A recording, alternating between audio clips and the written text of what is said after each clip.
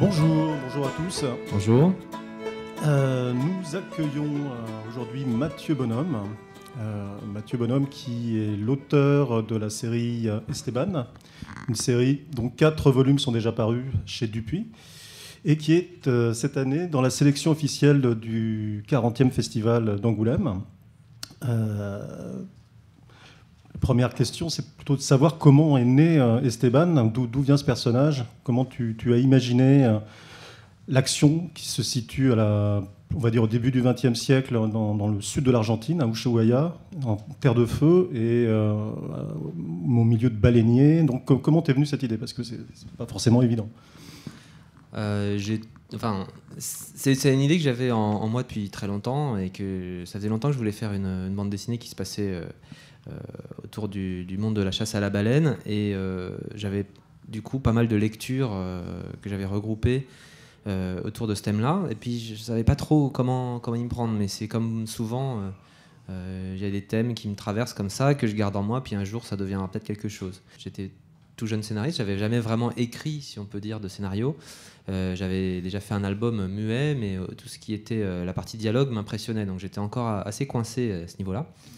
Et puis il y a des copains qui ont lancé un magazine jeunesse, Capsule Cosmique. Oui, qui s'appelle Capsule Cosmique, et ils m'ont dit écoute, fais-nous quelque chose. Alors je sais pas si ça agit en moi comme un petit électrochoc, parce que ça m'a décomplexé. J'avais des copains qui me disaient on a envie que tu nous fasses une histoire. Ensuite c'est pour la jeunesse, donc je sais pas pourquoi j'avais trouvé ça moins intimidant. Et puis aussi au départ ils m'ont dit on veut juste 10 pages, une petite histoire de 10 pages. Et puis en fait cette histoire de 10 pages, une fois que je l'ai écrite, en fait il fallait la suite, puis la suite. Puis comme ça c'est devenu un album, et sans m'en rendre compte j'avais été embarqué dans cette histoire. Et du coup cette chasse à la baleine, j'ai mis comme personnage un jeune homme, un jeune garçon.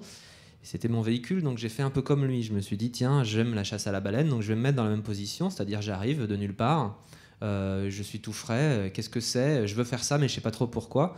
Et puis les raisons pour lesquelles ce personnage est arrivé à bord, sans doute, étaient aussi les mêmes que les miennes, c'est-à-dire un rapport au compagnonnage, un rapport à l'aventure, une envie de voyage et tout ça. Une question, oui, la mer. Tu parlais de la mer. En fait, on sent un vrai plaisir à dessiner la mer, il me semble, dans les albums. Je voulais savoir, tu as une expérience de marin toi-même, tu as pratiqué, peut-être pas la chasse à la baleine, mais au moins la voile. Oui, j'ai en fait un petit peu. Disons que mon père est un passionné de navigation, qu'il a un petit navire, un petit voilier en Bretagne, et j'ai pas mal navigué avec ce bateau. J'ai fait des stages de voile, des choses comme ça. J'ai fait surtout, en fait, le truc qui m'a le plus marqué, c'est que arrivé à un âge où je pouvais le faire, à partir de 18 ans, j'ai commencé à faire des croisières avec des copains sur ce voilier. Donc j'ai eu des expériences de navigateur, entre guillemets, mais du dimanche, quoi. Parce que là-bas, évidemment, en Bretagne, on dit ça, les mecs, ils rigolent, ils font ça dès qu'ils ont 12 ans, ils se barrent avec leurs copines. Bon, j'ai des petites expériences comme ça, mais j'ai cru mourir une fois ou deux, et ça m'a bien bouleversé, quoi. Donc, et comme je suis à Paris, derrière mon bureau, de repenser à ces petits moments d'aventure, ça me nourrit, et c'est comme si je continuais à voyager en restant à ma table, quoi. Comme je le rappelais tout à l'heure, en fait, Esteban est donc dans la sélection officielle du Festival d'Angoulême, mais dans la catégorie jeunesse. T'en penses quoi? Tu trouves ça assez normal comme catégorie, ou ça aurait pu être... On peut parler des sélections d'Angoulême. Moi, au départ, pour moi, que ce soit Messire Guillaume et Esteban, ça m'est déjà arrivé d'être dans cette sélection.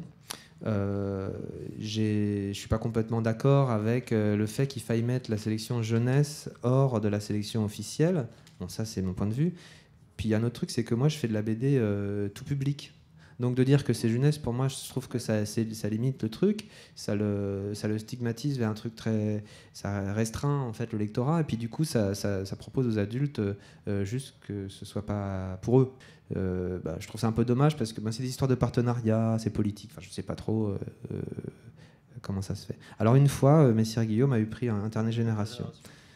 Ça m'a fait évidemment très plaisir, mais ce qui était bizarre, c'est que c'était le même contenu qui avait été juste remis en noir et blanc dans une nouvelle forme. Bon, c'était justifié, c'était un bouquin qu'on voulait faire comme ça, mais du coup il est passé de la catégorie jeunesse à la catégorie tout public, officielle, adulte, quoi, comme ça. Donc c'est vraiment une histoire de point de vue, quoi, parce que pour moi, c'est la même histoire, quoi. Donc, voilà.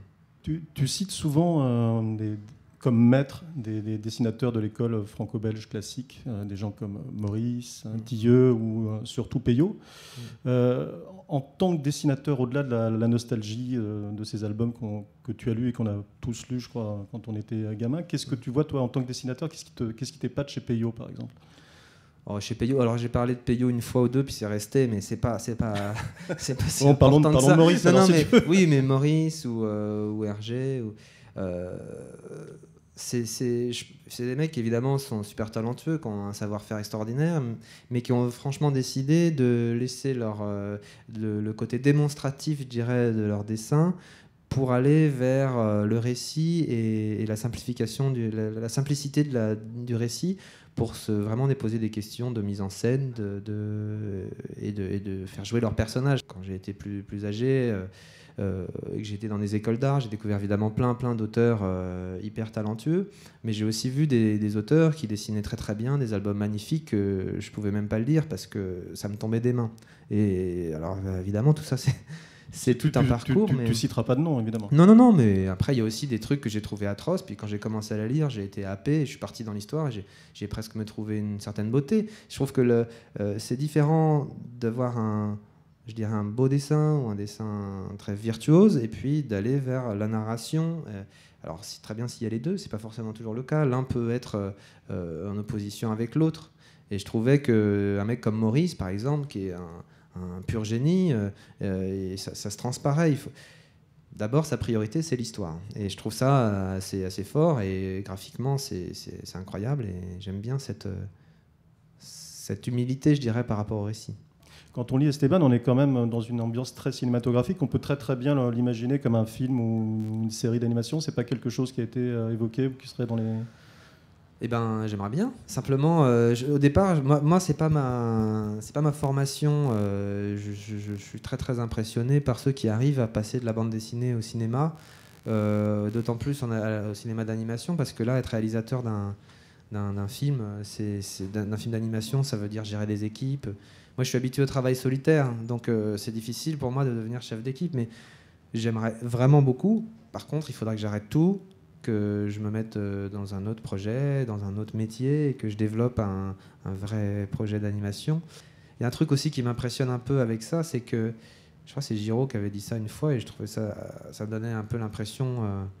il disait passer de la BD au cinéma, c'est comme Cortés qui arrive en Amérique du Sud puis qui décide de brûler ses bateaux pour pas faire demi-tour, quoi. Il y a un moment où ça veut dire mettre au frigo ou torpiller ou arrêter tout ce qu'on a fait pour vraiment commencer autre chose. Je peux pas imaginer lancer un projet d'animation et avoir une espèce de décontraction qui me permette de continuer à faire mes livres avec la même légèreté. Mais à part ça, j'ai l'impression que c'est un projet autour duquel je tourne, mais qui est assez loin. J'aimerais vraiment. Merci. Merci à vous. Et à bientôt.